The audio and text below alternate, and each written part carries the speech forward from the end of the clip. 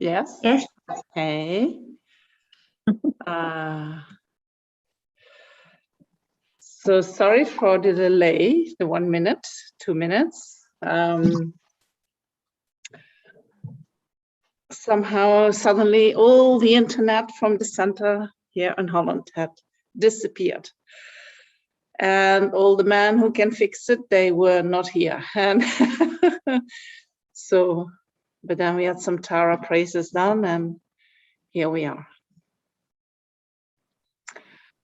Can you all hear me good? Yeah. Yes, we can hear you well, Venerable. All right. So welcome to day 7 of this course, Living Life to the Fullest. Maybe we take 2 minutes to settle the mind. And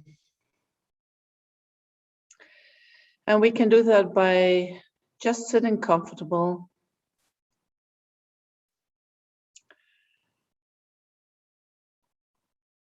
Sitting in a position which is relaxed in the sense that we do not need any effort from our muscles to sit in the way we are. And at the same time, we are alert. We are aware of what is happening in the mind. We are aware of what is happening in the body. We are fully present.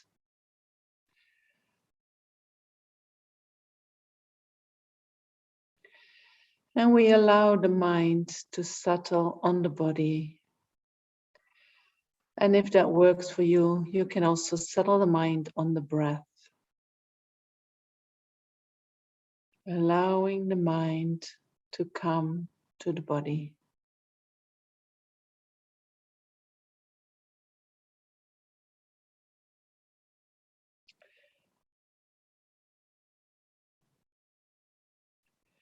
When the mind comes to the present moment, when the mind comes to the body and is in the present moment, delusions cannot arise.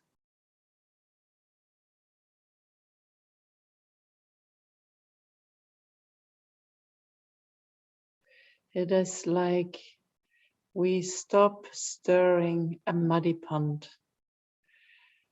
We stop stirring the water,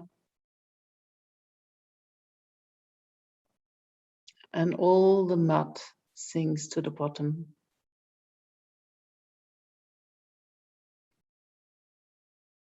All the activity comes to a stop, or at least calms down.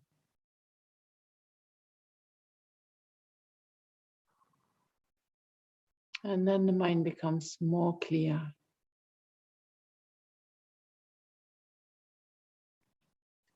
More peaceful.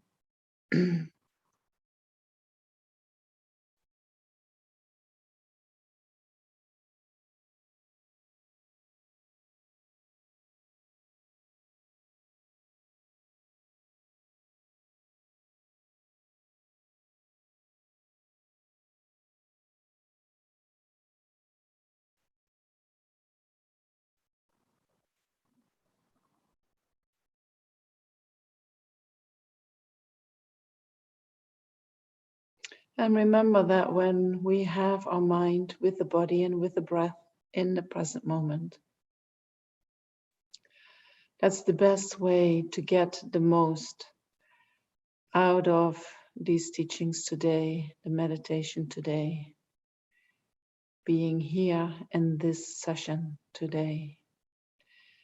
And when we take the most out of it, we are best prepared for what is going to happen in the future. And we are best prepared to deal with whatever we haven't dealt with yet from the past.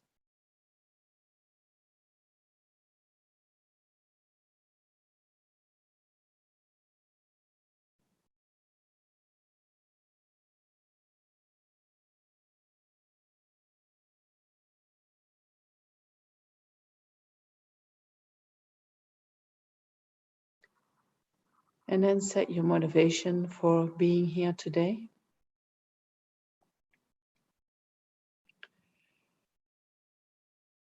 And your motivation could be related in why you would like to live life to the fullest. What you would like to do with that energy that becomes available when we know how to do that.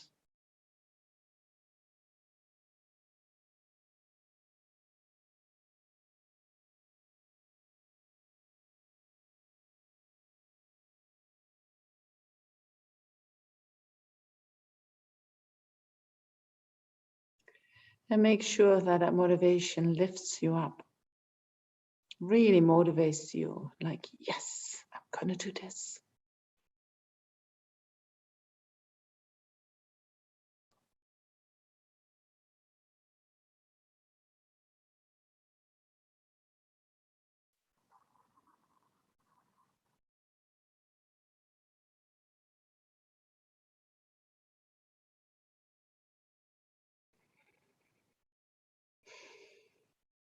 And then open your eyes.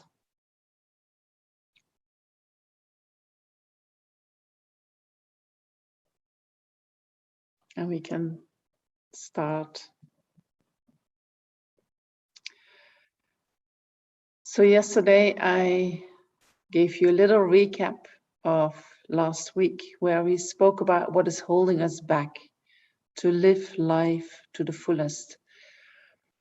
And then we went deeper into in what kind of ways we can look differently at a difficult situation or a difficult experience.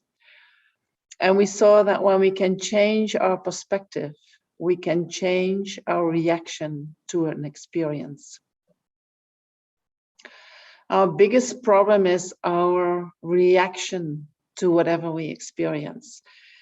When something pleasant happens, attachment follows. And when something unpleasant happens, aversion follows. And in dependence on that, we have a lot of mental engagement, right? When attachment is in the mind, anxiety can come. When aversion is in the mind, that can go to anger, resentment, depression, all these kind of emotions and feelings and states of mind. And I think from these two reactions, attachment and aversion, the one that I think we have trouble dealing with both of them. But with the aversion, we are extremely good in not going, in not experiencing unpleasant experiences due to the way we react to it, due to the way we cover up, due to the way we move away from it, due to the way we deny, or due to the way we start to engage in a way of thinking which is totally not beneficial in any way, but it can occupy our mind. It can cause a very negative state of mind from arising, which can stay for a long period of time. So because we do that, because we have this habit of mental engagement in making up stories when something happens to us, we make the problem much, much, much bigger than it is in actuality. And so we make the experience, which was unpleasant, we make it very, very, very unpleasant and even painful. Well, in actuality, it was just an unpleasant experience. So when we can see that our negative experience or our unpleasant experience, then we can see that as an opportunity for growth, or we can see it as a challenge, or we can see it as, we can hold this belief that whatever is happening to us is perfectly exactly what we need in order to progress most quickly on the path. These kind of reflections on when a negative experience arises in the mind will help us to not indulge in that mental engagement. It will help us to not create all these big stories, these endless stories that are just causing more negativity in the mind. And it will help us to reduce that aversion that we have. It will transform the aversion into, if we are managed, we can maybe even see benefits in the suffering that we occur. And so in order to develop such a mind, we need to let go of the attitude that does not want to suffer, right? This attitude that as soon as suffering arises, aversion is there.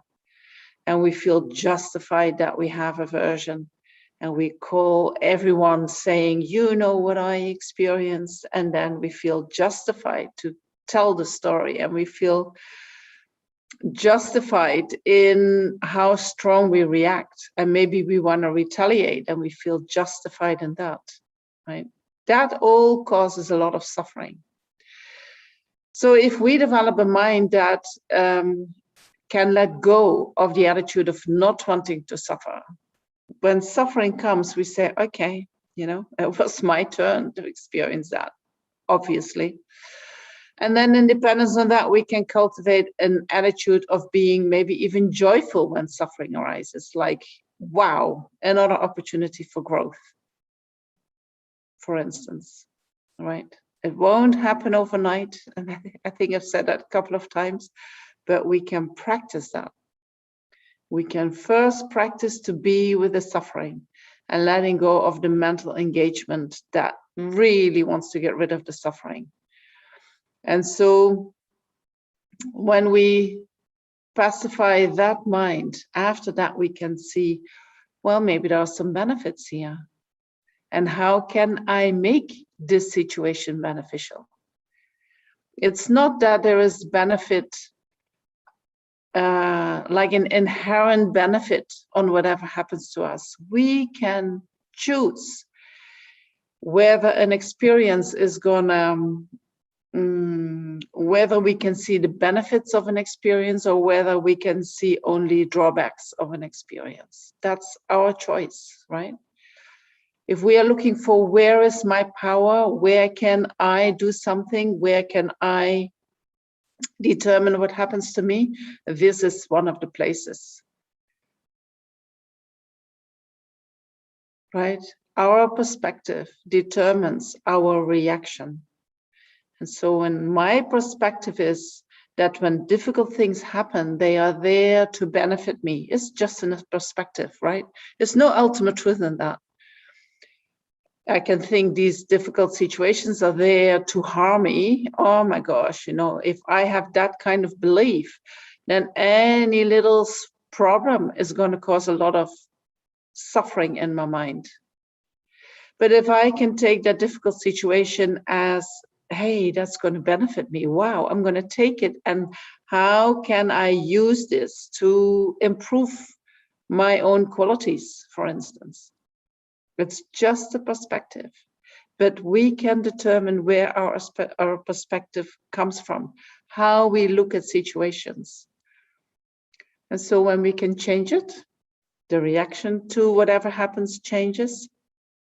And then that is the way that we transform something that initially looks negative. We can change that in something positive. And so we also spoke a little bit about the advantages of doing so, that our mind becomes more flexible, more gentle, more open. We will become easier people to be with. We will develop some courage and confidence in our own qualities and capacity. And that we also will have no obstacles to the path. For instance, when negative things happen, for instance, I want to go and do a course in a center and I need to pay the fee, the registration fee, and I have no money, you know. Then I can think, oh, I have no money, so, you know, I have all these obstacles to the path. But I can also think, how can I take having no money onto the path? For instance, I'm going to think about what are the causes of having no money? And how can I create the causes for more wealth? And with the little money that I have, instead of holding on to that, maybe I should give it away, you know, in order to create the conditions that more money will come to me. And maybe I can do it with the motivation that I'm going to give this away in order to create the causes for having enough funds to practice the Dharma. Or if I don't have enough money to pay for the course, maybe I can contribute to somebody else doing the course. Or maybe if you are a person who wants to do everything by themselves and I'm never going to ask for any help, you know, maybe this is the perfect opportunity to ask others for help. Hey, I want to do this course, but I don't have enough money. Can you help me? Right? Our choice, what we do with that. So if I use that situation that where I do not have enough money to pay for my registration, if I use that to do something that normally is difficult for me, you can be sure that that's going to help you to grow. It's going to help you to grow your qualities. Right? True? Can you see that? I'm not saying it is easy, but there is a lot of opportunities there. So then we can transform negative experiences. That is how we can live life more to the fullest. And what we also can do is we can develop our positive qualities. According to Buddhism, we all have a Buddha potential. A Buddha potential means that we all have the potential to totally eliminate all the negative qualities from the mind and develop all the positive qualities. Why do we have that potential? Because the mind itself does not exist inherently, which means that whatever quality arises in the mind, it is not part of the mind. Therefore, it can change. It can change, which means it depends upon causes and conditions. So all the qualities and also all the negativities that we experience that arise in the mind depend upon causes and conditions, which means that if we generate the causes and conditions for qualities to arise, these qualities will start arising in the mind, right? Having a body with a lot of strong, big muscles depends upon causes and conditions. If I want to develop such a body, I need to go to the gym, and I need to go to the gym on a regular basis, and I need to engage in a training that is going to help me to become stronger and stronger and stronger. I start where I am right now, and I build up the weights that I'm lifting in order to create stronger muscles. And we can apply the same to the mind. If we want to build positive qualities, we need to think, okay, what are the causes and conditions for such qualities to rise in the mind? How do I do that? And then we start practicing, starting where we are, small actions, repeated actions, right? It's not one action in half a year and then thinking that it's going to help us to build up the strength of having that quality. We need to engage in actions repeatedly. And then we become stronger and stronger, and then we can engage in bigger actions,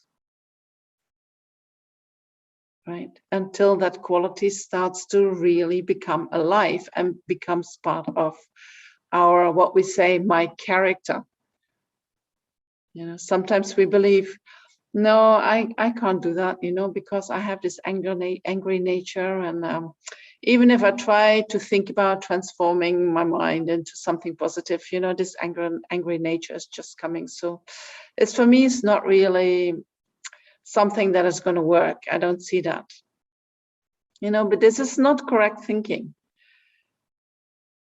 Then you accept, oh, I have an angry nature. There's nothing to do about that. You do not have an angry nature. No one has an innately angry nature. Not one human being, not one sentient being. That quality of anger has been developed due to causes and conditions. So when that quality has developed in your mind, yeah, you might need a little bit more training than someone who has not so strong that quality in the mind. But that's okay, right? You just need a little bit more training in that respect. No problem.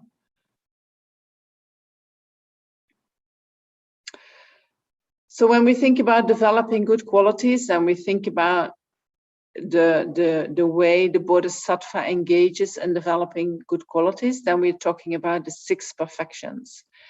And the 6 perfections, they are the qualities that are described in the path of the Bodhisattva. When the path has developed the mind of enlightenment, the mind that wishes to achieve enlightenment for the benefit of all sentient beings.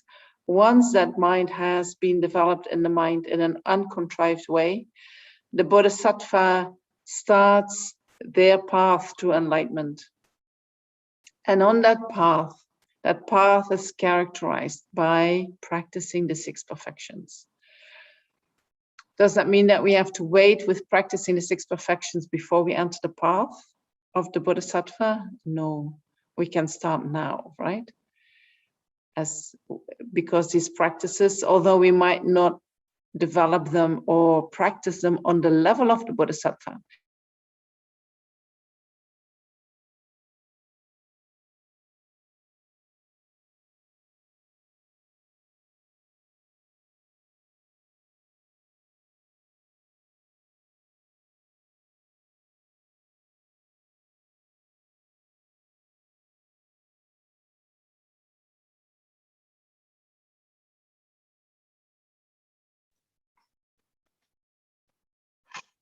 Hello, Venerable.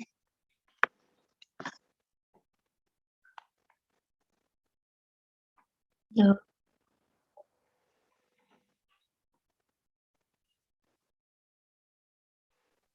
I'm sorry about that. I'm back.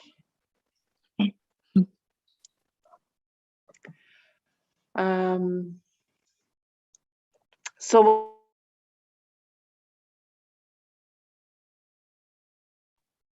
Venerable, we lost you again. what do you mean? Yeah, you were frozen. We couldn't hear you.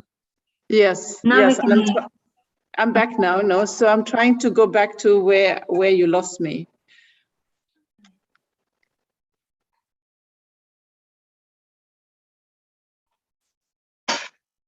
So maybe if anybody remembers, can type here. Don't worry about it. I will repeat anyway a little bit.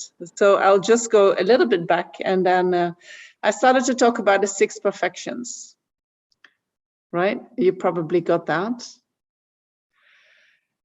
And that we do not, the path of the Bodhisattva and the 6 perfections. And I said that we do not have to wait until we enter the Bodhisattva's path in order to start practicing the 6 perfections.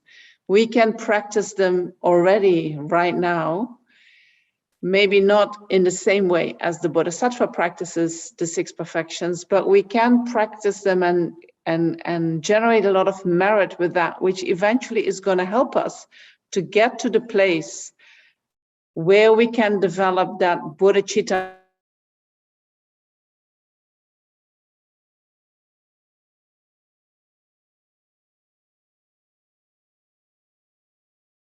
is going to create merit that can help us to attain enlightenment. So what are the 6 perfections? I'm sure that some of you already know that. So the first one is the perfection of generosity. The second one is the perfection of ethics. The fourth one is the perfection of patience. And then we have the perfection of joyous effort, then concentration, and then wisdom. So I'm not going to talk specifically about developing the perfection. I'm just going to talk about the quality of generosity, the quality of ethics, the quality of patience, joyous effort. So why do we practice them in that order? You know, and then we can start at the end where we want to end up, in the perfection of wisdom. The perfection of wisdom, in order to develop the perfection of wisdom, we need to have a very subtle mind, because the object of our meditation is extremely subtle, right? It is emptiness. It's a very subtle object. In order to do this meditation, we also need to have a very stable mind. And so making the mind more stable and also more subtle, we practice with concentration. So before we can perfect wisdom, we need good concentration. And before we can develop good concentration, we need joyous effort. Because in order to develop concentration, we need to apply ourselves again and again and again and again in, for instance, focusing on an image of the Buddha. In order to be able to sustain that practice, we need to have joyous effort. We need to feel that we have the courage and the stamina in order to really persevere in that practice, right? So we need joyous effort. And in order to have joyous effort, to engage again and again and again in virtuous activity with joy, we need to have patience. We need to have a mind that is not disturbed when things get more difficult. And in order to have patience, we need to have a mind that abstains from harm. We need to have a mind that has been trained in not hitting back when somebody hits us. We need to be trained in a mind that does not retaliate. So that is the mind of ethics. And in order to have a mind that is strong in ethics, we need to have a mind that has let go. You know, that doesn't think this body is mine, right? Because when I feel the body is mine, when somebody comes and pushes me, I get agitated. And when the person keeps pushing me, I maybe want to hit that person back and say, stop doing that, right? And then the mind is agitated. When I'm willing to give away my body, when I'm willing to give away my possessions, when I'm willing to give away my virtue, when I'm not holding on to anything, then if things happen, you know, somebody comes in here and takes my computer or takes my, I would be very upset actually, but because this is the only thing that I can use to work with you guys, but it could happen, you know, so then depending on my generosity, there will be a reaction or not. Depending on my ethics, I will react in a certain way. Depending on my patience, my mind will be calm or will be very upset, right? So we need to start with the generosity. Sometimes people, they start, you know, for instance, they say, I'm first going to practice joyous effort. And you put effort in it and you try, but you give up again and again because you just cannot. You think, oh, what is the joy in doing that? And oh my gosh, I can't sit that long, or I can't sustain that activity that long, because we do not have the foundation. So practice where you are, you know, and know that if something is very difficult, or for instance, if you're very agitated, and you react strongly when people say the wrong word, when they are in your way, when, you know, whatever happens, your mind reacts with impatience. Then check your ethics, check your generosity, right? Don't just practice patience, also practice the foundation for patience. All right, is that clear? Good. So what is generosity? I'll go through it and I'll give you a short explanation so that you just have a taste, you know? So what is generosity? The mind of generosity. When I speak about qualities, I speak about the mind, right? I do not speak about the quality of the body and the speech.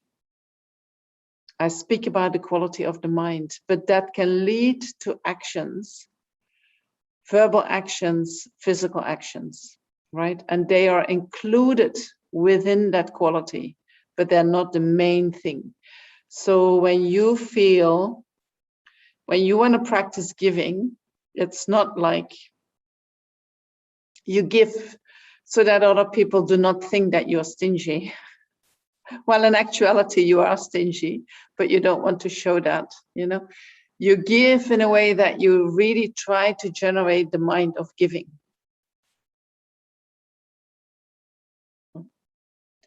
So the mind of, so generosity is the mind of non-attachment. Non-attachment to one's possessions and non-attachment to one's body. And by being motivated by that mind of non-attachment, then we practice physically or verbal actions of giving.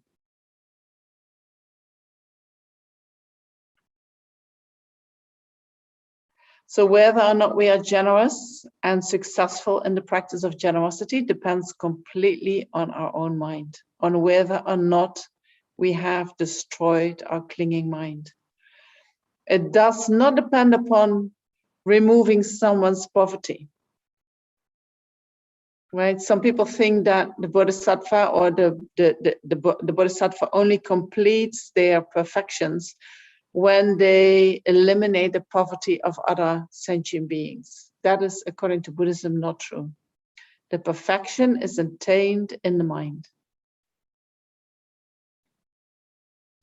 When you can give away your body, your possessions, your merit, without any attachment, without any craving, when people cutting in your body gives you the same bliss as people massaging your body, then you have perfected the practice or the perfection of generosity.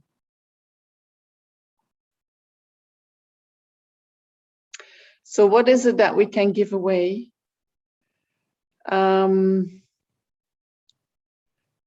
We give away, I mean, one of the ways of practicing generosity is by giving away our material things. So we can give away actual material things, or we can think about giving away material things. Then the practice of generosity is just mental. For instance, in Buddhism, what we do is we make offerings and we set on the altar a certain set of offerings.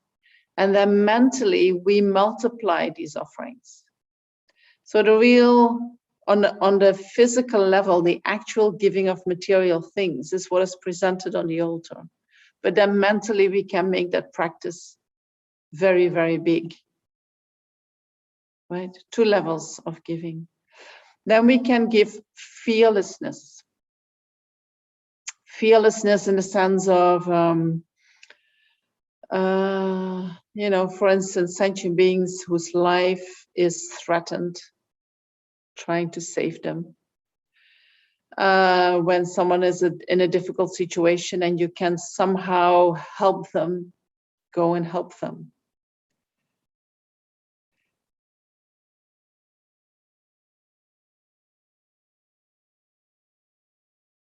When someone, I mean, we can generate fear and dependence upon so many things. So when you see that somebody is anxious, what can you do in order to alleviate that suffering?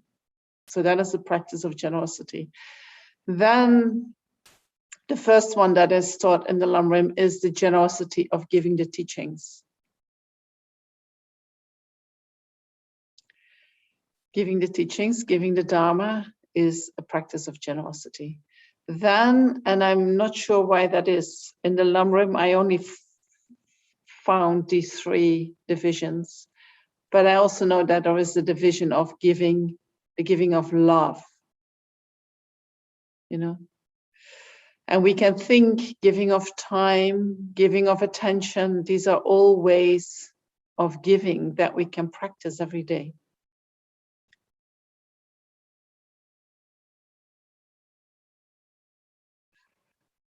So whenever we feel, ooh, you know, then maybe we say, what would happen if I let that go and I open up? Holding on to things, you know, so how can we develop generosity? By thinking about the shortcomings of holding on to things. Lama Zopa says about, for instance, money. He says, what better is there to do with money than to give it away? He said, that's really the best we can do, give it away. And he practices that. And he practices that in a way that, I don't know, there's one very nice, I mean, there are probably many stories about Rinpoche and the practice of giving. But there was one story that when the FBMT was at the beginning of their development, and Lama Yeshe was still alive, they had done a long life puja for Lama Yeshe and Lama Zopa Rinpoche. And when we offer long life pujas, we also offer money, you know, as a, with that we make a connection with the teacher and we hope they stay for a long time. And so when the puja was finished, someone went to Lama Yeshe and Lama Yeshe said, where is the money that was given to Lama Zopa? And they said, oh, he took it to his room. He said, go and get it. So that person had to run to the room from Lama Zopa Rinpoche. And when he was almost there, he saw that 2 very happy monks were coming out of the room from Lama Zopa, and he thought, I'm too late. So what people do when they know that someone has this great practice of generosity, you know, when they know that someone has received money, they go straight to the person and say, oh, we need this and this and this. And then Lama Zopa, he gives. So he gave away straight away all the money that he had received in the puja to these 2 monks. If you want to be inspired about the practice of generosity, you could go to the FPMT website and look into all the, how do you say that? All the projects that Lama Zopa sponsors with money that he receives from students. It's like endless. So many projects, and they are all huge. You know, so one project, I'll tell you one more, which I think is very, very inspiring.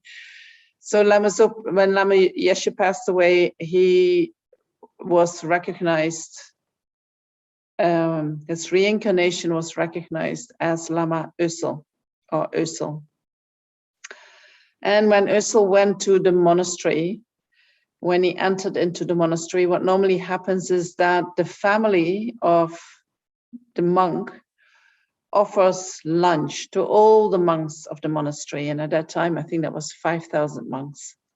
So then Lama Zopa says, I'll take care of that. You know, he's my family, my child, my companion, I'll pay for that lunch.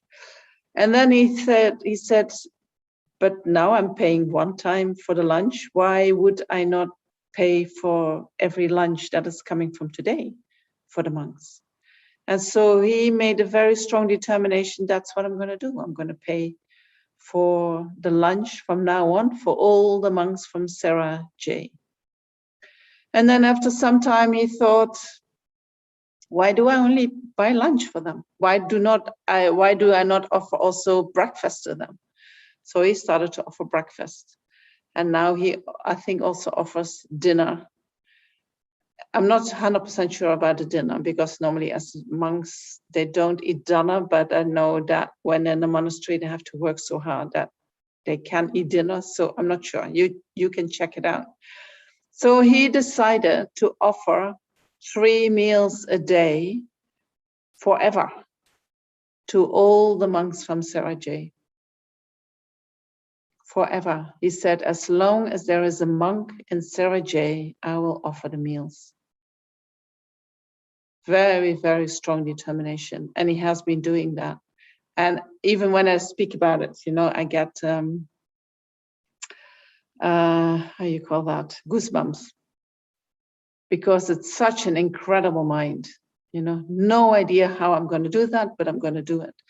So one day he, I'll continue this story.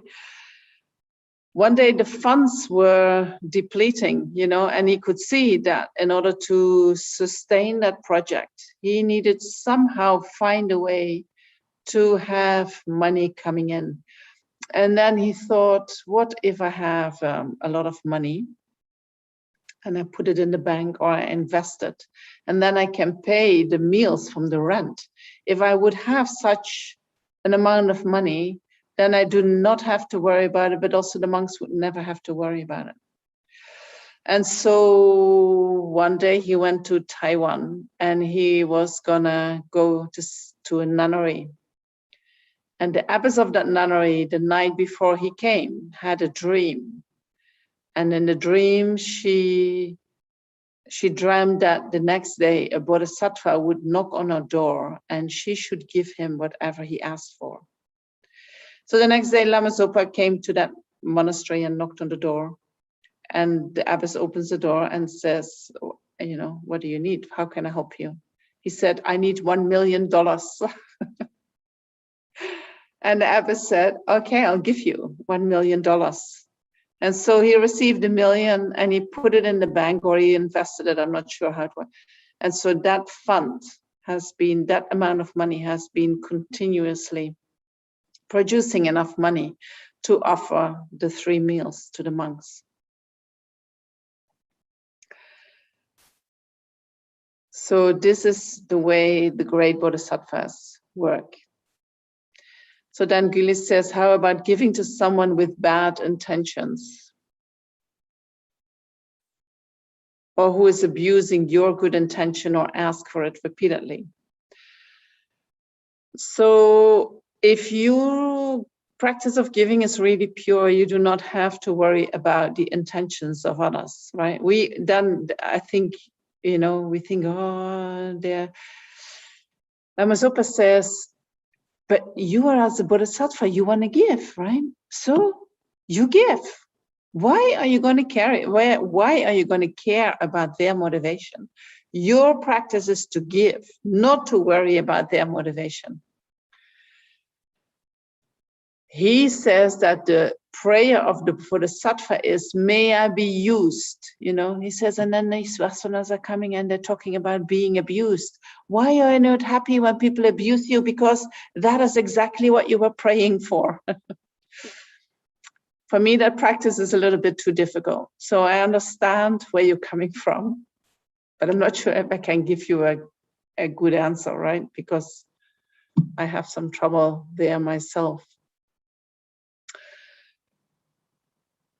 So you could first wonder, do I really have to worry about their intention? If you feel that you want to give, you give. If somebody asks you repeatedly, yeah, it depends on how strong your practice of generosity is. Some people would be able to be very happy. Oh, fantastic, there's this person again. What an opportunity to practice generosity again. And other people get angry and say, well, this person should learn to, you know, take care of themselves and do this and this. You have to look at the situation. You have to, you know, maybe, I think I mentioned that before, that you close your eyes and you say, what is most beneficial to do for me right now? And you don't think about, they already asked it 10 times. You don't think about they have bad intentions. You ask what is most beneficial. And if the answer that comes to your mind is give it, then you give it. If the answer is you need to do something else with it, then do something else with it. So again, even if the person doesn't care about what you are giving, it is about you practicing giving. So if you have a reaction like, oh, this person doesn't care, and they don't say thank you, and they don't show any respect or gratefulness, or you have to check your 8 worldly concerns. You know, what is it that you know, I can think your generosity is there sincerely, but maybe it is mixed with one of the 8 worldly concerns. And then you can work on that, right? You can never work on the other person's mind. You can only work on your mind.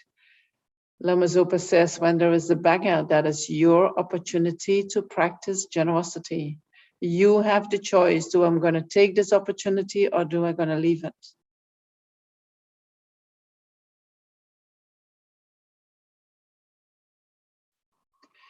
And I mean, it is not that your giving is better spent when someone is grateful or when someone cares about what you're giving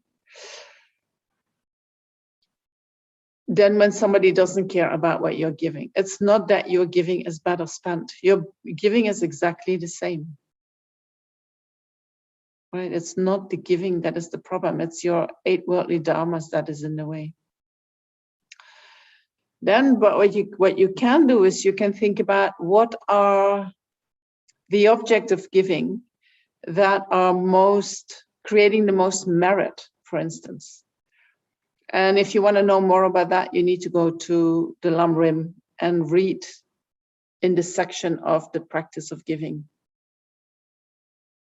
Because some objects, some people they are more meritorious. When we give to them, we create more merits than when we give to others. That doesn't mean that we only give to them, but we give consciously. I give to this person because I know it is a very meritorious action, not because the person is grateful, you know. I've never seen Lama Zopa say, oh, thank you so much for giving me that. Never, ever. You know, most of the time he wants to give it back to you, but he's not holding it for himself. He doesn't want to receive anything. And so when you are someone who wants to be praised for your giving and you give to Lama Zopa Rinpoche, well, bad luck. He's not going to say, oh, you're such a wonderful person that you're giving this to me. Not at all, right? So then you can think, oh, you're so ungrateful. You start to generate negativities in relation to your teacher. Also not what you want. So the practice of giving can have, you know, to do really a beautiful practice of giving, it is good to first have the knowledge, more knowledge. So read about it. And read about the good objects, and there are appropriate ways of giving and there are inappropriate ways of giving, right? So for instance, if somebody is really addicted to alcohol, it's maybe not appropriate to give that person more alcohol. But maybe in certain conditions it is appropriate. You know, for instance, when I can see that by giving this person another bottle of alcohol, I would actually be able to make a connection with him.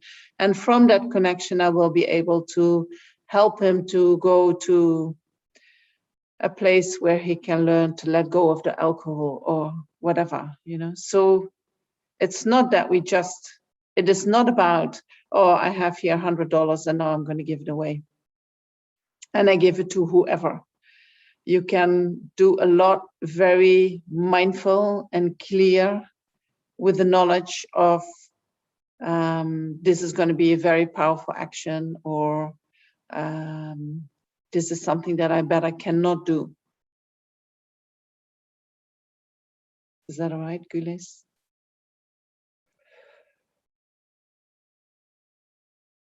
Then I want to go to ethical discipline. So the main thing is this stingy mind, right? That we let that one go. And we let it go on all levels. And I'm not gonna, I'll have to go tomorrow very fast. Ethical discipline is the intention to abstain from harm. So that intention to abstain from harm means that we turn away the mind from harming others. It is not that we want to establish all sentient beings in a state where they are not harmed. It is our mind that does not harm anymore. And so in order to practice that, we first can practice what they call the ethical discipline of restraint, which are the individual liberation vows, or which are the 10 non-virtuous actions. The individual liberation vows are the vows of the monks and nuns, the vows of the lay people, the 8 Mahayana precepts. These are all practices that we can do, that we say, I'm not going to kill anymore, I'm not going to lie, I'm not going to steal, I'm not going to engage in sexual misconduct. I will not do it. I will abstain from it. Right? That's the first practice. And then we have the practice of ethics, which is the practice of gathering virtue, which is engaging in the 6 perfections, or practicing the 10 virtuous actions. This is also practice of ethics.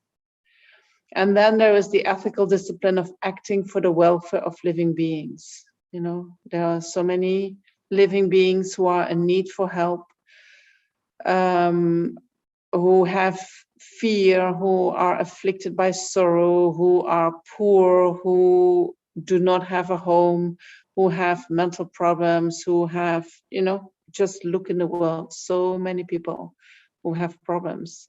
When we help people or animals or sentient beings, we are practicing ethics.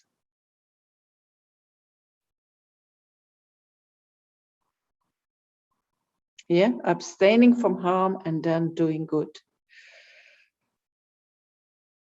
Practicing ethics is seen as the foundation of all good qualities. When we have ethics, when we do not retaliate when harm happens, when we make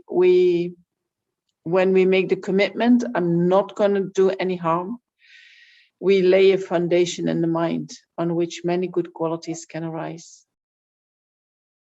Also, we do not create the causes anymore to go to the lower realms. So that foundation means that we can practice the Dharma, and not just in this life, but in many lifetimes to come, because we don't create the causes to go to the lower realms.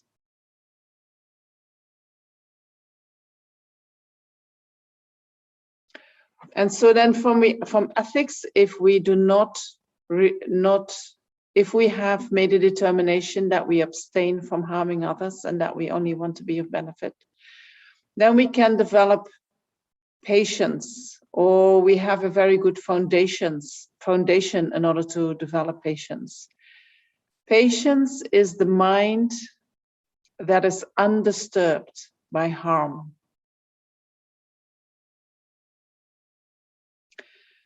So normally when we experience harm, whether we experience harm ourselves or whether we see that somebody else get harmed, or whether we experience a lot of suffering or we see the suffering of others, normally that the mind gets disturbed. We get upset. Right? That being upset is the beginning of anger. Being upset is an expression of our aversion for what we are seeing. Being upset means that the mind is constantly agitated. So we don't have a clear mind. And then it's very difficult to see how we can proceed in a skillful way and in a beneficial way. So patience is related to harm that is done to us. It is related to suffering that we experience. And patience is also very much related to studying and practicing the teachings. You know, they say in order to do that, you need a lot of patience because it is difficult. And so continuously practicing and studying, we need to bear suffering.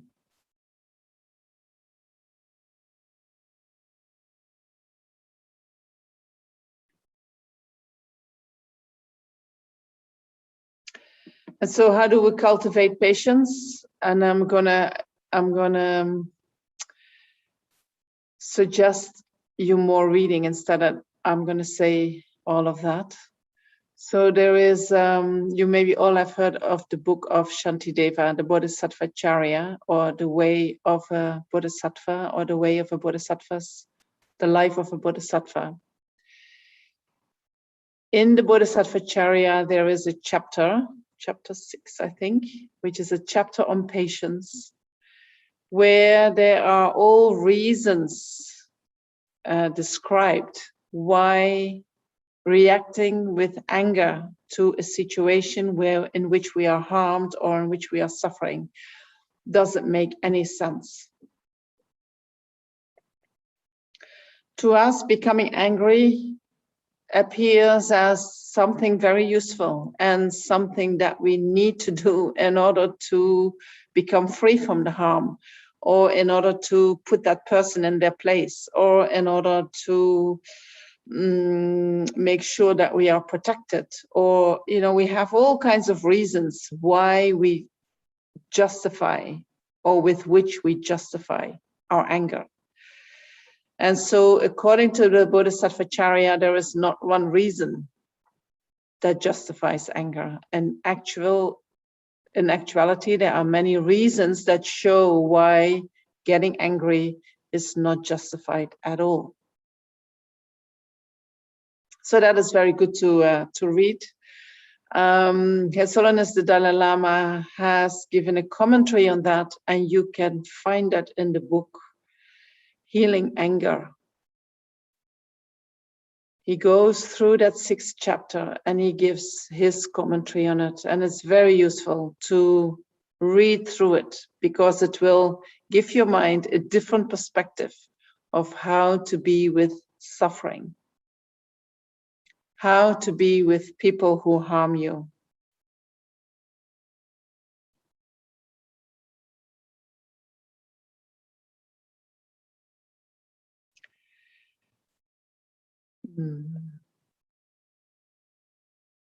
And so yesterday we spoke a little bit with the thought transformation on how we can accept suffering by thinking that this suffering is coming from karma.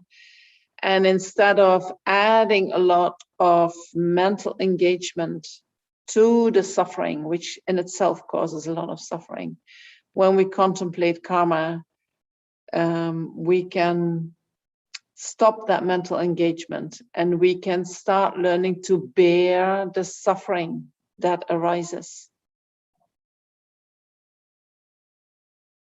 And once we can bear it, then we can say, okay, how can I use it onto the path? How can I use it as a tool that is going to help me to progress further onto the path? And I see that Pema is giving you links to what I've been talking about. Thank you for that. So accepting suffering is very important to practice patience. That you feel like what we think is, why am I suffering? Why does this happen to me? I have not done anything wrong and I didn't say anything, and why is he doing this? And we can also develop the attitude that says, of course I'm suffering. Of course he's coming to me. I still had to pay something off from past lives, or You know, whatever reason you find for yourself that works, you say, of course I am suffering. I'm just one sentient being. All other sentient beings are suffering. Why me not? Why should I not suffer? Of course I suffer. We're all in the same boat, right? It's not that everyone is suffering in the world except me. It doesn't work like that.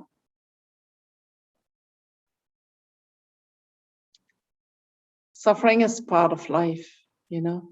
We are not failures when we suffer. We just go through another experience. We are not losers when we suffer or when something happens that creates a lot of suffering. It's just something that happens because this is life.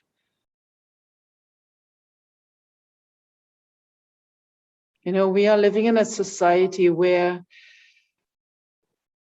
we have all these slogans that say, you choose whether you're going to be happy or not. You know, it's your choice. You make the decision. As if happiness is available, you just have to choose for it. You know, but of course, life, I don't think life works like that.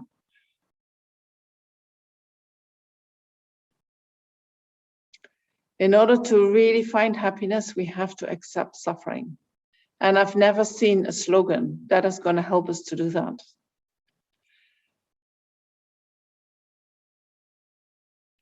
And I have the feeling, you know, for a long time, I had a feeling that if I'm suffering, I'm totally stupid because I don't know how to be happy. When I'm suffering, that shows that I've done something wrong, you know, or people start pointing to you, oh, it's your karma, you have so much bad karma. This is all practicing in a very unskillful way. This is not how Buddhism is meant to be. Right? When people are suffering and they can't get out of the suffering, we practice compassion with that person. We're not going to tell them what to do. We're not going to tell them it's their choice that they are suffering. That's all not true. Akshat says, no pain, no gain. No pain, no gain. That's from the 8 Worldly Dharmas, right? I'm not sure what you want to say with that.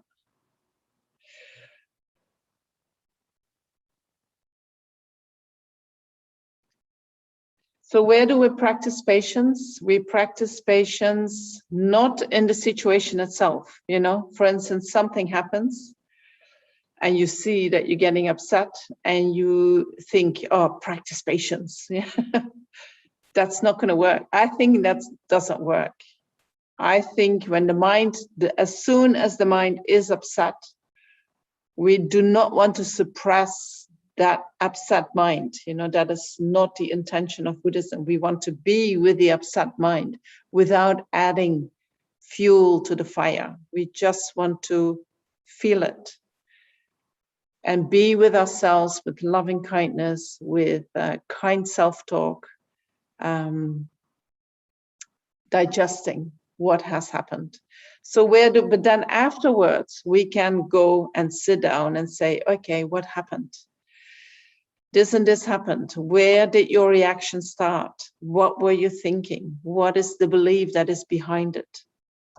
How can I see what happened to me in a different light so that I would not get so upset?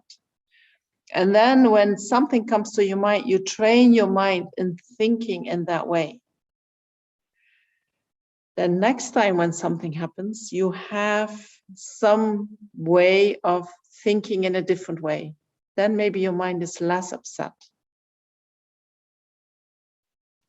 But if the mind is still upset when you get harmed next time, you first digest it, then you take it to the cushion and you reflect on the situation and on your reaction and on your beliefs that were coming with the reaction.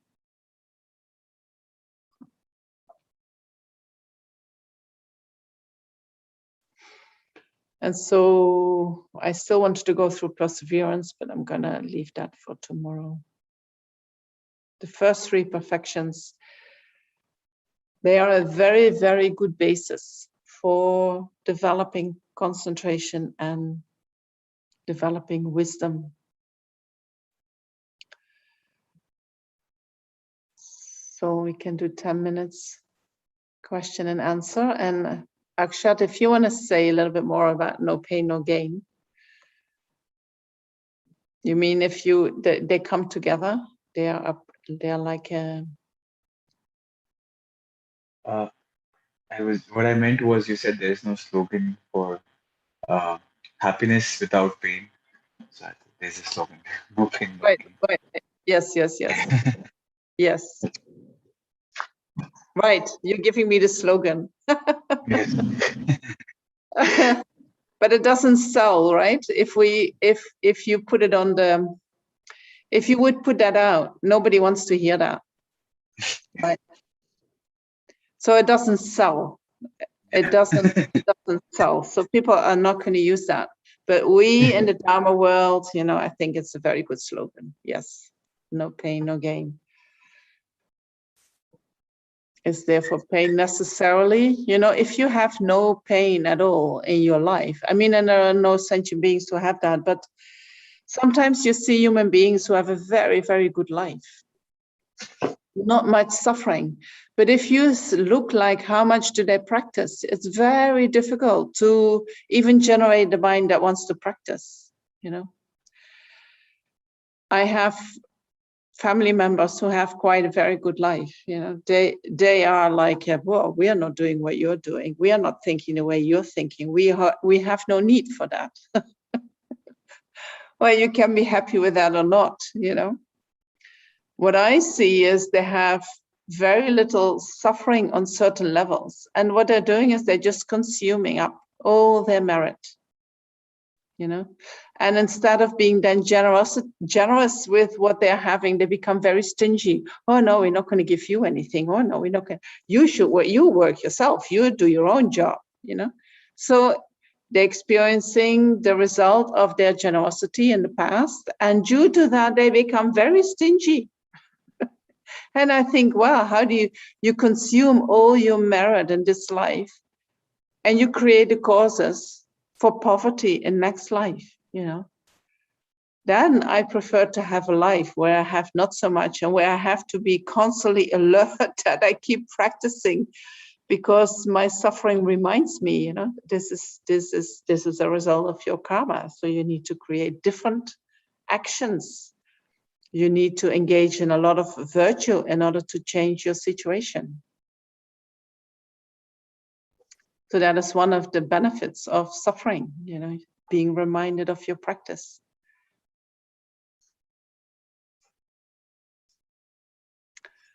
I have no questions today. You have no questions? Is there a hand?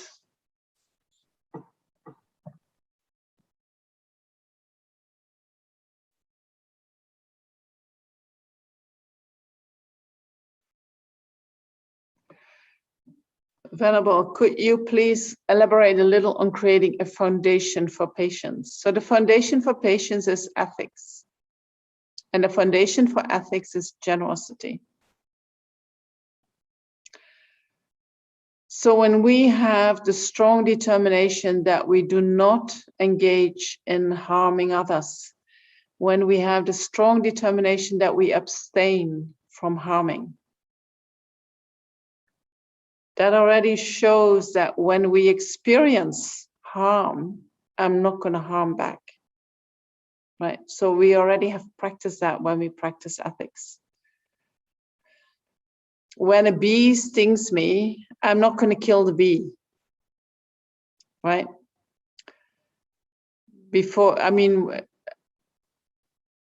There was a time, when there is a mosquito in the room and they bite you, you just hit and you kill them. Don't you dare to bite me. I'll take your life, right? The moment that I say, I'm not going to kill any sentient beings anymore, I'm not going to kill that mosquito that bites me,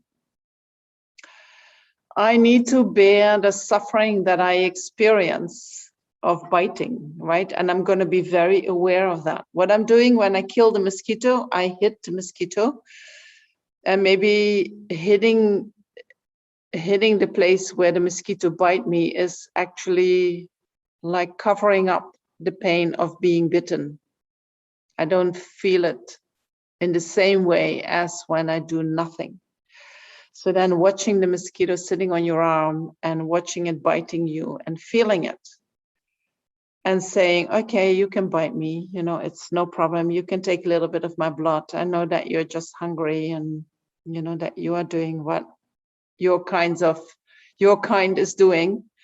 I'm not gonna retaliate in any way. You create the foundation for patience, bearing the suffering, right? In order to practice ethics, we need to sit with suffering. True? Or we find ourselves in situations. For instance, I mean, you can, if I don't have any money and I'm very hungry, I'm going somewhere and I'm gonna steal, right? Because I'm hungry. I steal something to eat. Stealing is a negative action. So if I have made the determination that I'm not gonna steal, then when I start getting hungry, I need to sit with the hunger. And then I need to make my mind very strong in I'm not gonna follow that mind that now actually wants to go and take something.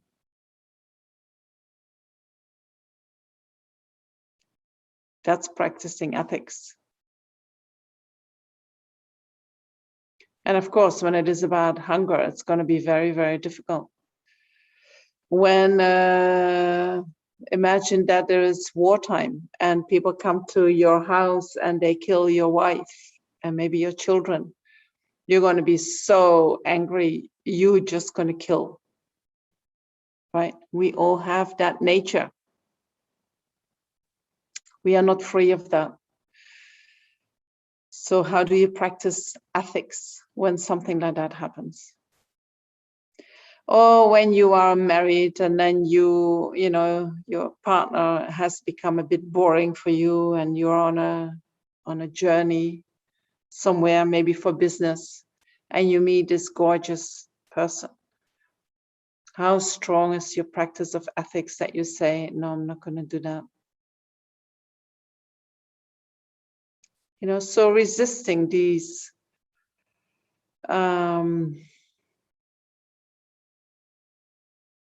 things that seem to be very attractive to do in order to give us that short-term happiness that we want or relief from suffering that we want. And then we say, I'm not going to do it.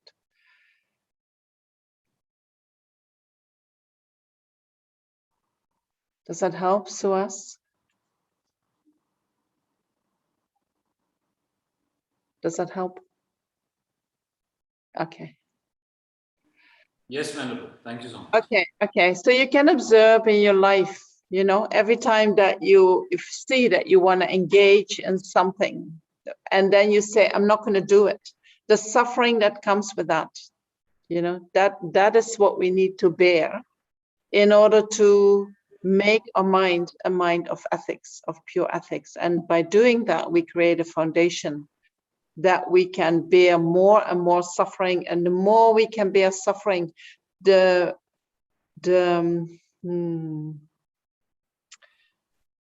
more we can generate the mind that is joyous when we create virtue.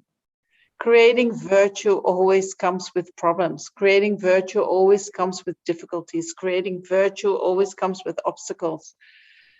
So the more we create, generate the mind of patience, the more, which is based on ethics, the more we are able to engage in virtuous actions.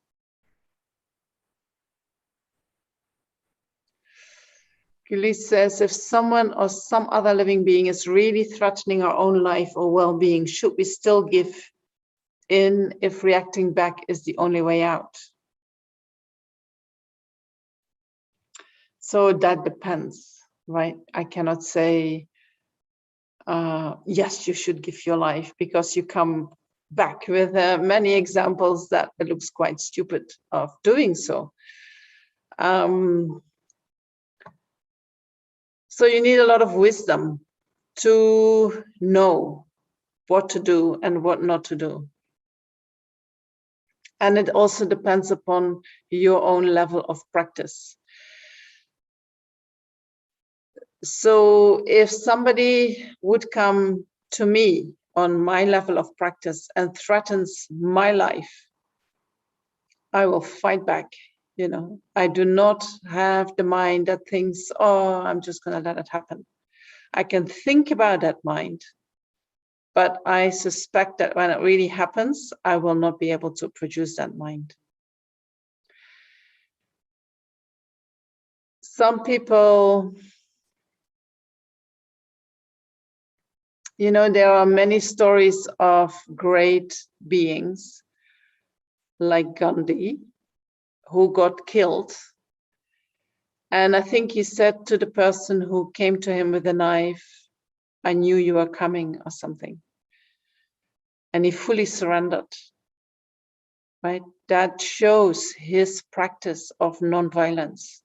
He would never, ever stop that person because of his practice of nonviolence. So he can do that. Another thing that you can imagine is that if you have a very strong conviction about karma, and you know that whatever comes to you is a result of your own karma, then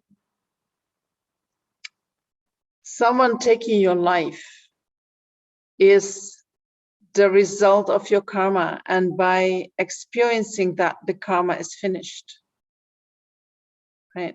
But then if I decide that I will kill that person before they can kill me, I create the karma of killing, which will throw me in the lower realms, which will not just for one life, but maybe for many lifetimes. Or when I'm in the lower realms, it's very difficult to come out.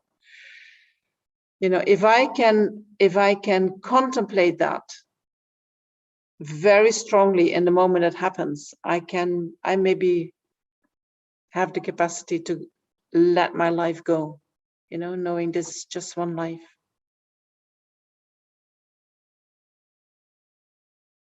Is that all right? So I cannot give you one answer. You know, there's so many factors that are in play. And I think when you would read that book from His Holiness about healing anger, you see so many ways of thinking why it is stupid to react. But does that stop our reaction? You know, as beginning practitioners, maybe, probably not.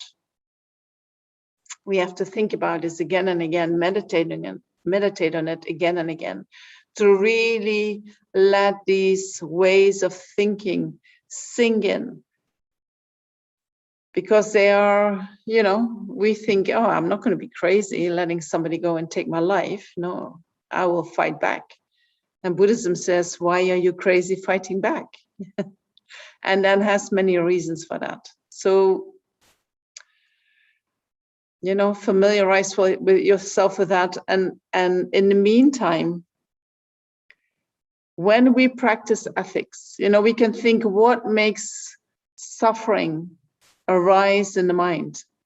The trigger for suffering is our own delusions.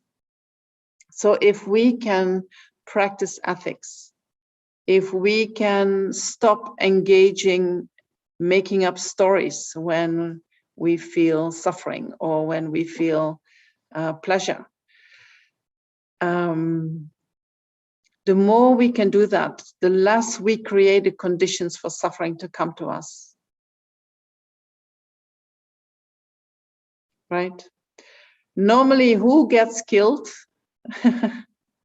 Whose life gets threatened? If we look into our society, then it is someone who is already emotionally loaded, somebody who is reacts very strongly, right? Or sometimes also people who stand very strongly for a certain goal that is opposing others who want to have the opposite of that.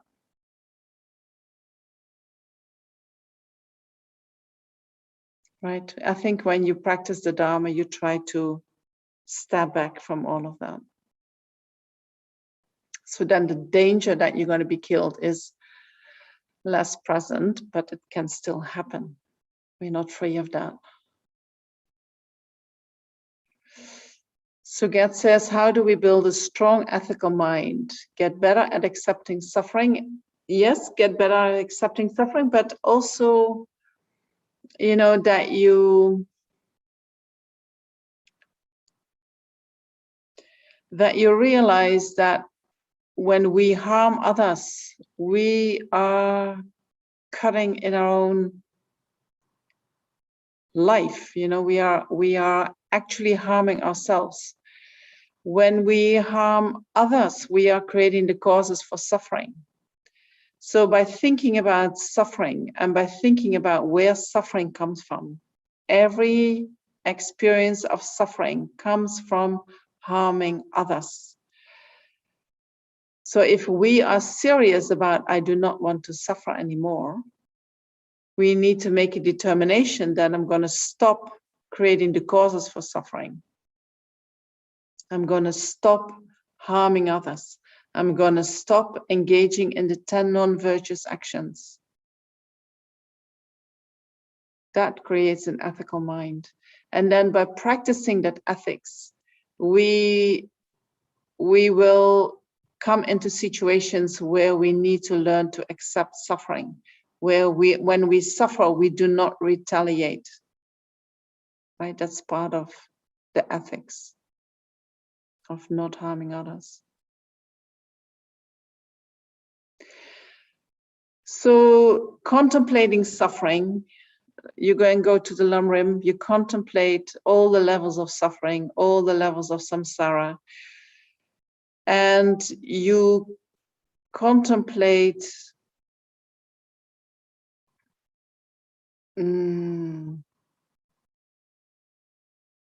where these sufferings are coming from and how they are coming from the non-virtuous actions. And then you read about what non-virtuous actions are and what makes them non-virtuous. And then you're gonna think, oh, what do I do in my life? Which non-virtuous actions are part of my life? And whatever you find, you're gonna say, oh, I'm gonna stop doing that, and I'm gonna stop doing that, and I'm gonna stop doing that. So the first part of practicing ethics is that you stop certain actions that you have habituated yourself to. For instance, some people, they love fishing. They don't see any harm in that. And then they kill the fish and they eat the fish, whatever they catch. No problem. I've been doing that since I was a little kid. So what's the problem? No problem, you know. No, fish don't have any feelings. They don't feel anything. So that doesn't. It's just normal. But once you're going to see, well, actually, that's a living being. And actually, they do have feelings. And you start contemplating in this way, you can come to the conclusion, oh, you know, I need to let it go. But letting go is something that you really like, hurts. We suffer. So it's like we have these withdrawal symptoms, you know. Oh, I really want to go and fishing. No, I can't, because I will harm sentient beings. And so that is the suffering that we take on. Abstaining from engaging in something that we like, or being separated from something that we like.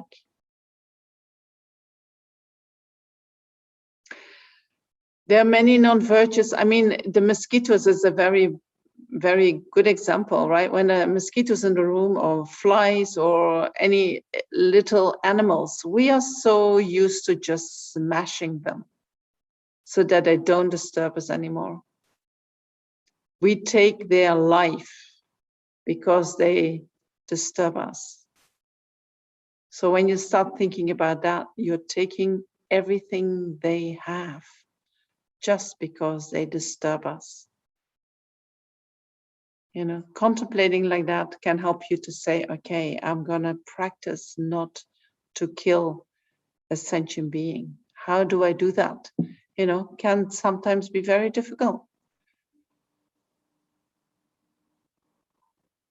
What about Greta Thunberg? Let's not.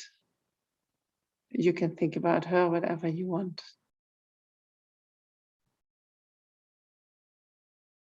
You know, little girls have only power in this world when they are supported by powerful people, right? It's not a girl in and of herself. There are many people behind that. And so she can be fully, I'm sure she fully believes that what she's doing is a good thing, and she has a very strong conviction, and she wants to help the world. And in that way, you can say she is like a bodhisattva, you know, but where is her, I don't know if you can say something about her wisdom, you know. How wise is it? What is happening? I cannot say anything about that. Maybe other people can, I can't. But she has this very strong belief that she is benefiting. And so that is a good thing, you know, that if you strongly believe that what you're doing is benefiting a cause, then your actions become virtuous, right? Due to your motivation. For instance, you remember this 9/11 where these hijackers, that is what we are told, were flying into these buildings. So some people said to Lama Zopa Rinpoche, what kind of karma have they created? And he said, their motivation was a virtuous motivation. Their motivation was in order to go to, what is it? They have some kind of paradise where they go to, where some kind of, it's a kind of liberation that they attain by doing this action, and they do it for their people. So that is a virtuous motivation. But then he said the action that they were choosing was a non-virtuous action. So the ripening of that action will be that the ripening of the motivation is that they will take rebirth as a human being many, many, many times.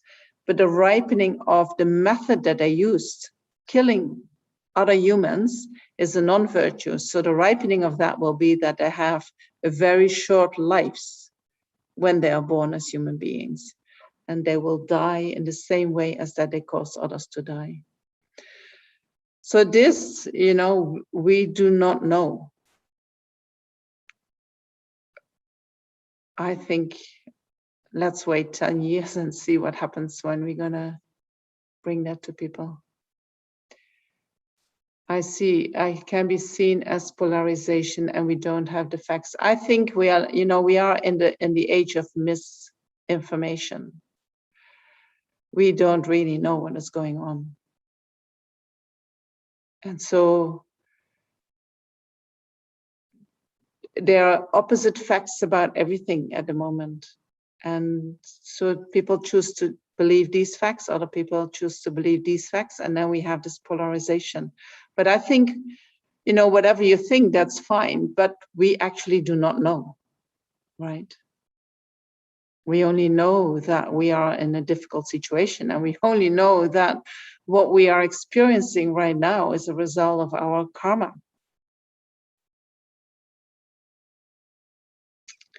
Lama Zopa says what we are experiencing now is the result of especially having killed animals, especially fish, he says. This whole virus thing that is happening. For me, I think, you know, what do we do with the cows? What do we do with the pigs? What do we do with the chickens? We lock them up in a very small cage, and then we vaccinate them. again and again. And now it's up to us, right? Now it's our turn. So it's our karma, really, very clearly, that we experience this. And some people feel that this period of time is a very beneficial time. Others feel that this time is a very difficult time. And so it is a very interesting time in that respect. And I think if you are in the good fortune that this is a very good time for you, you can look around and think, how can I help others? Because not everyone experiences this as a pleasant time.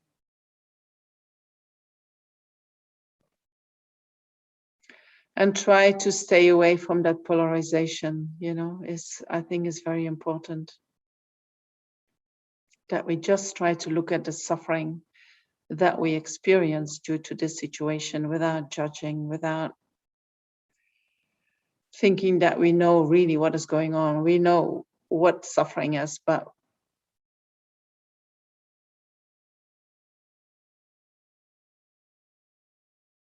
I don't know. I don't know.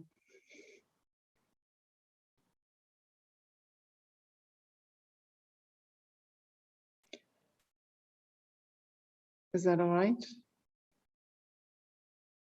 If I leave it like that?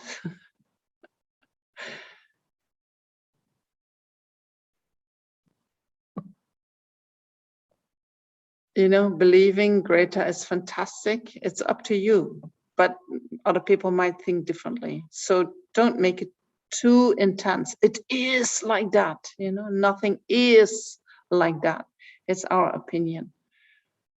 And so leave enough space in your mind for people having other opinion. Don't feel hurt when people have another opinion. That is maybe a good practice that we can do, We see people, we hear people with another opinion and we feel hurt. Oh, we feel excluded. We feel that they're not hearing us.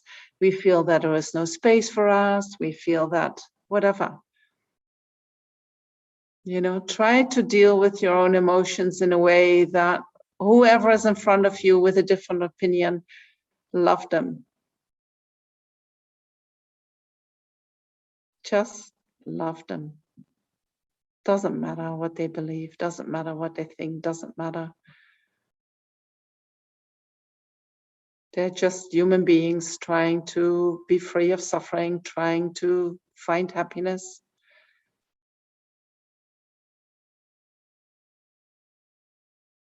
That's a little bit we can do, I think, as Buddhists, as human beings.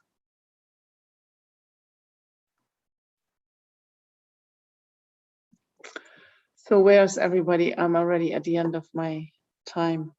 We haven't done the meditation. Maybe we can finish with I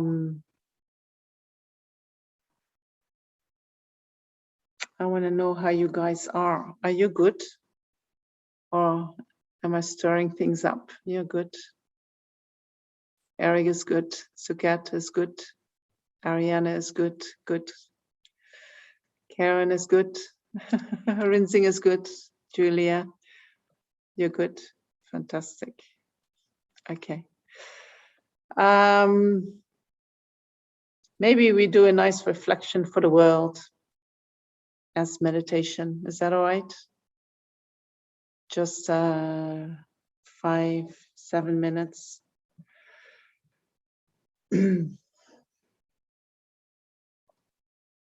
And then tomorrow I'll finish talking about the 6 perfections.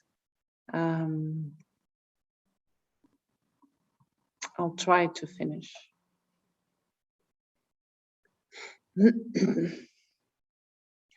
So just make yourself comfortable.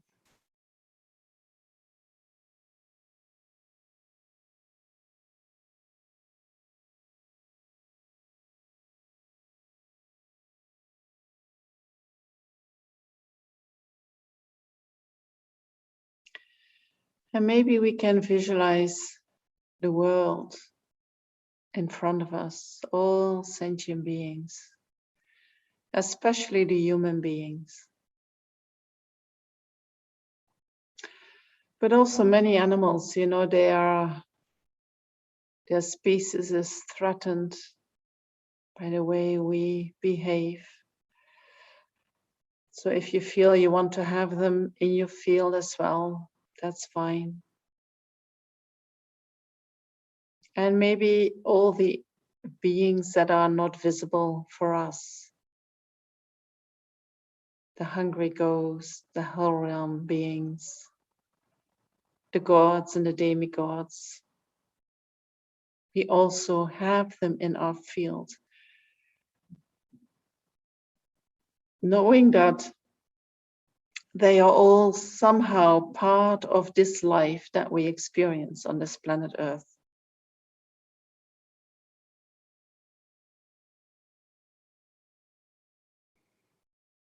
And then contemplate that all these beings are going through a very, very difficult time at the moment.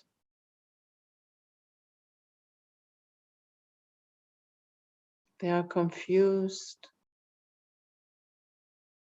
They experience uncertainty.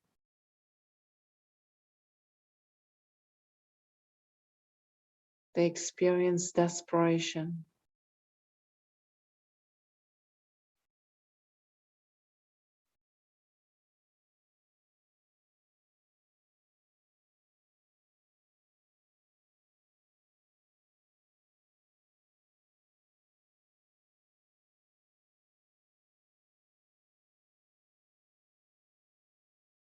Visualize all that suffering that is experienced.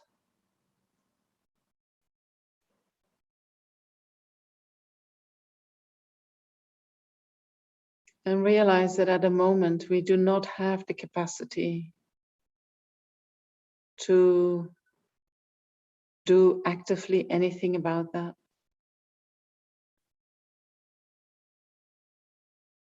If we would have the capacity, we would use that, but we don't have the capacity to change the situation that is unfolding at the moment on this planet.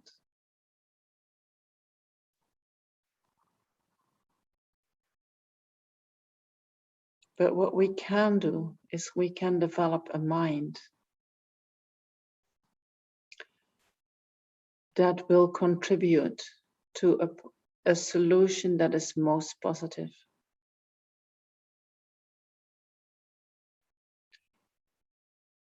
Or we can generate a mind, maybe I should say that differently. We can generate a mind that reflects the inner quality of a human being that we all can develop. And that is already important for many beings to see these qualities.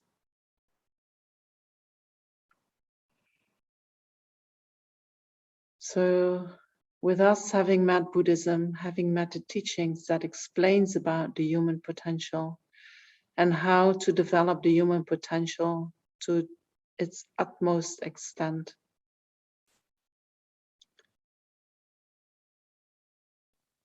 by applying that to the best of our ability, we can contribute the best in us. So seeing all these sentient beings in front of you suffering, being confused, experiencing uncertainty, generate from your heart the wish that they are free from that suffering.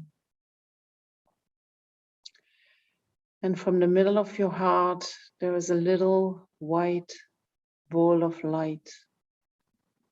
And although it is a small ball, it is extremely powerful. And you can let it shine.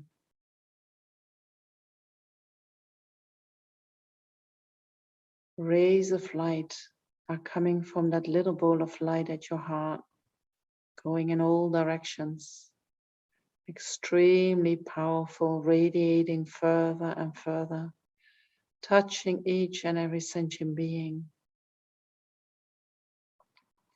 wishing them to be happy, wishing them to be relieved from that suffering,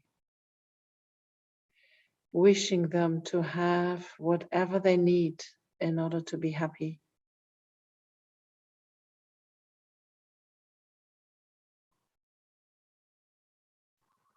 Wishing them all the temporary happiness and all the ultimate happiness that can be achieved.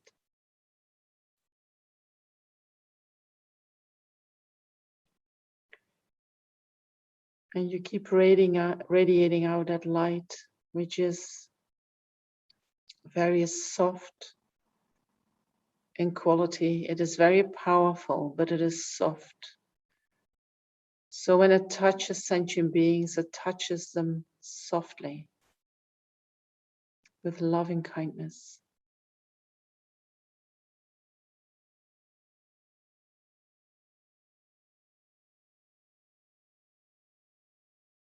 Only when we touch others softly will they be able to open up, to receive the light that is coming from our heart.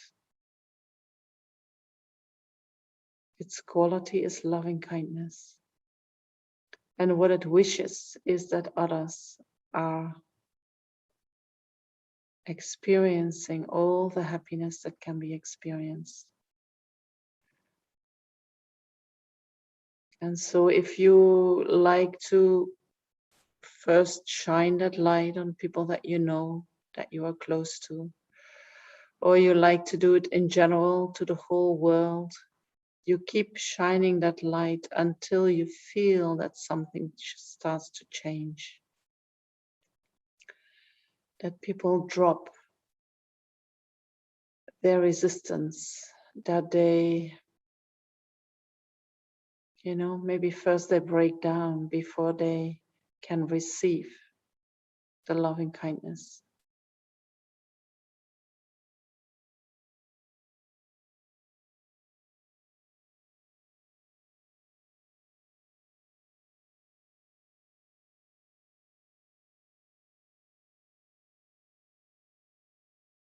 And with every out breath, we send out that light.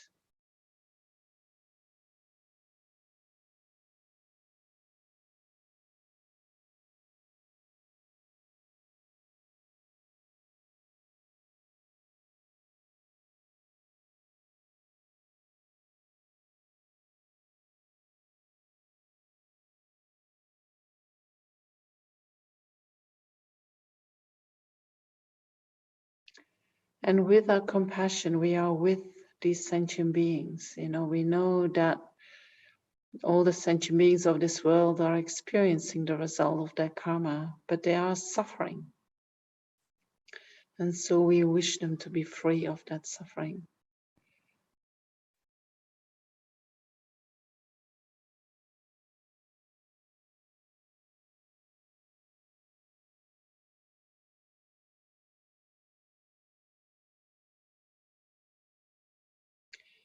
And if you feel that your ball of light is not strong enough, you can make a connection with all the Buddhas and Bodhisattvas. Ask their light to energize your inner light.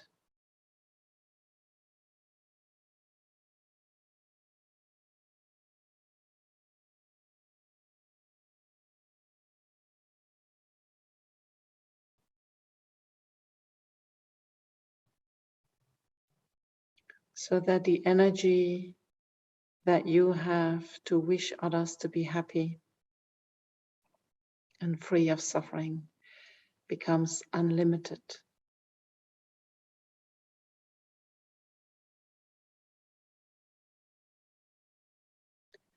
So that your energy or your mind doesn't become discouraged. You know that you can keep giving as long as it is needed, because the Buddhas and Bodhisattvas, they have so much loving kindness that is unlimited. So if they are your source, you can keep giving in an unlimited manner.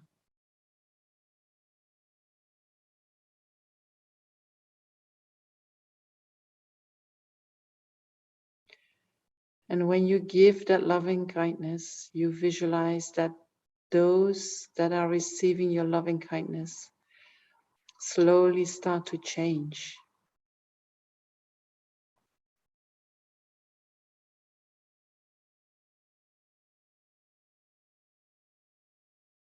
Their needs get fulfilled. They become more happy. The smile is on their face.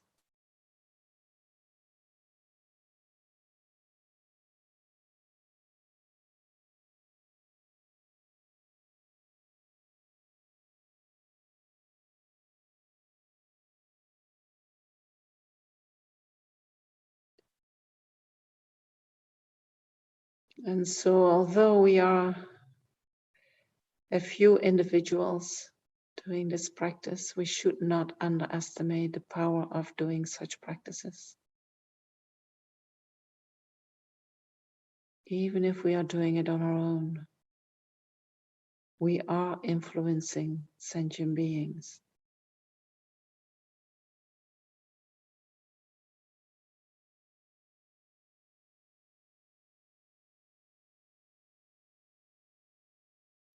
We are changing the energy within our direct environment.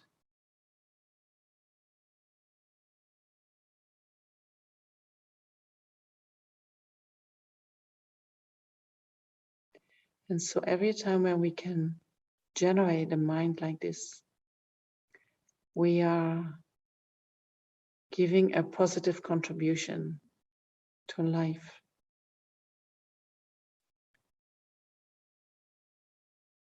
To ourselves and to others.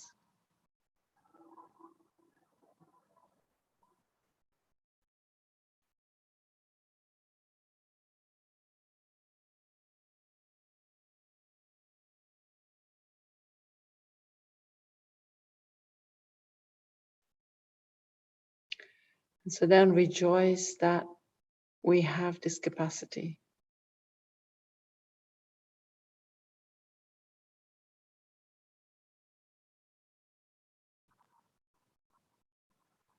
How wonderful that I can do this, that I found the teachings, that I have the time, that I have the capacity, that I have the mindset.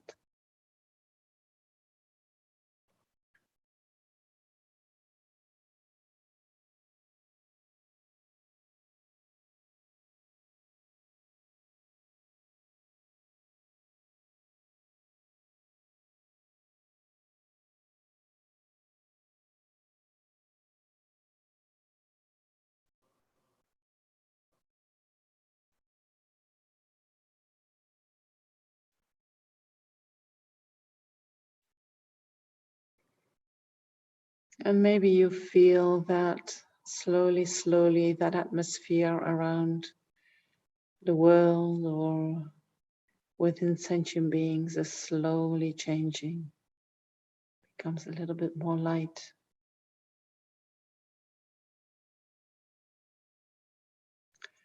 And you can come back to this practice at any time. And you can do this for as long as you want, again and again.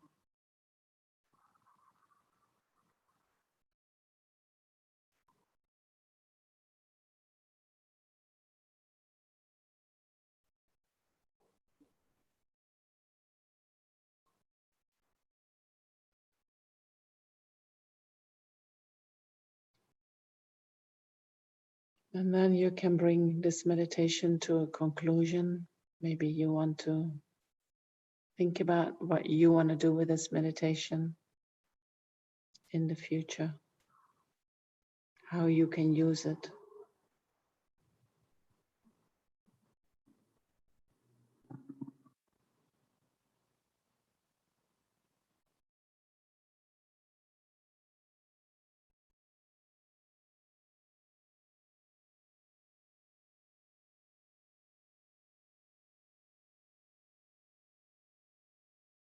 And then we can dedicate all the positive energy that we have gathered by doing this meditation and by listening to the teachings and thinking about them.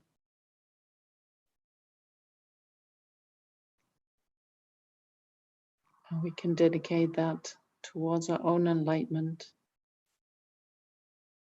and towards the benefit and the happiness and the welfare of all sentient beings.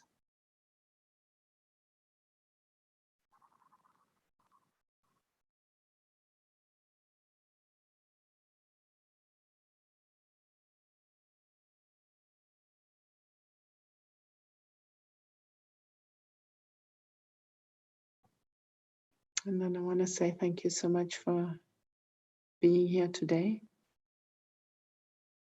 We have 2 more days that we can look into some more topics that is going to help us to live life to the fullest. And so we will talk about concentration, wisdom, bodhicitta in the next few days. Take care. Thank you, Venerable, so much. Thank you. You're welcome. Thank you. Bye-bye. Bye bye, everyone. Take care. Bye.